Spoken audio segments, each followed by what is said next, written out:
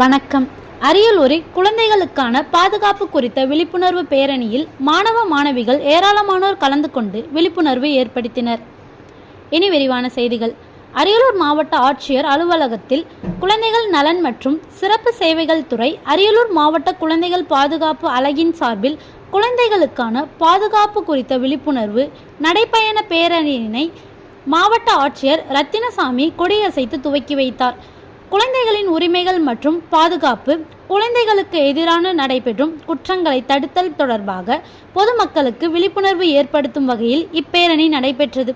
பேரணியில் குழந்தை திருமணத்தை தடுப்போம், குழந்தைகளுக்கு கல்வி கற்பிப்போம், குழந்தைகளை வேலைக்கு அனுப்புவதை தடுப்போம், குழந்தைகள் மீதான பாலியல் வன்முறைகளை தடுப்போம் என்பது உள்ளிட்ட பல்வேறு விழிப்புணர்வு வாசகங்கள் அடங்கிய பதாகங்களை கையில் ஏந்தியவாறு முழக்கங்கள் செய்து வரும் பேரணியாக சென்றவர். பேரணியில் ஏராளமான மாணவ மாணவிகள் ஆர்வத்துடன் கலந்து கொண்டனர். நன்றி.